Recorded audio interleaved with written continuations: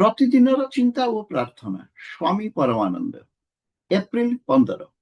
ଦିନଟିର ପ୍ରଧାନ ଚିନ୍ତା। ଆମେ ଯଦି ନିଜର ଉନ୍ନତ ମନୋବୃତ୍ତି ଉପରେ ନିର୍ଭର କରି ଶିଖିବା, ତେବେ ଆମର ନିର୍ଦ୍ଦିଷ୍ଟ ଲକ୍ଷ୍ୟରେ ପହଞ୍ଚି ପାରିବା। ସ୍ମରଣୀୟ ପଂକ୍ତି।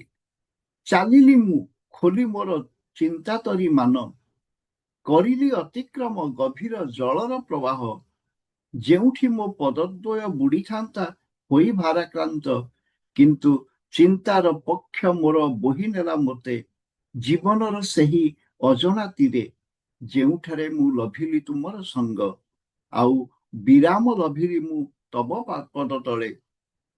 ନୀତି ଉପଦେଶ। ଆମେ ଆଧ୍ୟାତ୍ମିକ ସାଧନାରେ ହିଁ ସତତ ଆନନ୍ଦ ଓ ସନ୍ତୋଷ ଲାଭ କରିପାରୁ।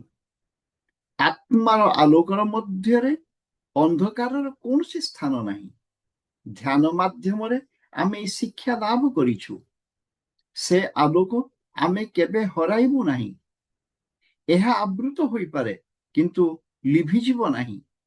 ଏହି ଆଲୋକର ସଂସ୍ପର୍ଶରେ ଆସି ତାହା ତାଙ୍କର ଆବିର୍ଭାବ ବୋଲି ଆମେ ଅନୁଭବ କରୁ।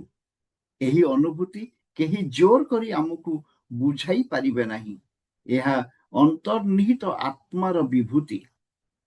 ପ୍ରାର୍ଥନା।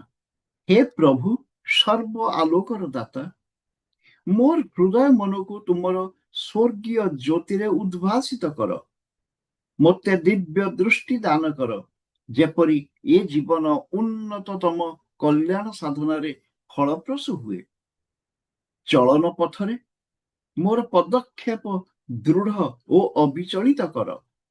ଯଦିଓ ଅନ୍ଧ ପରି ବହୁବାର ମୋର ପଦସ୍ଖଳିତ ହୁଏ, ତଥାପି ଯେପରି କୌଣସି ଦିନ ତୁମେ ଯେ ତୁମର ପ୍ରେମ ହସ୍ତରେ ମୋତେ ପରିଚାଳିତ କରୁଛ, ଏହି ସତ୍ୟ ଅବିଶ୍ୱାସ ନ କରେ।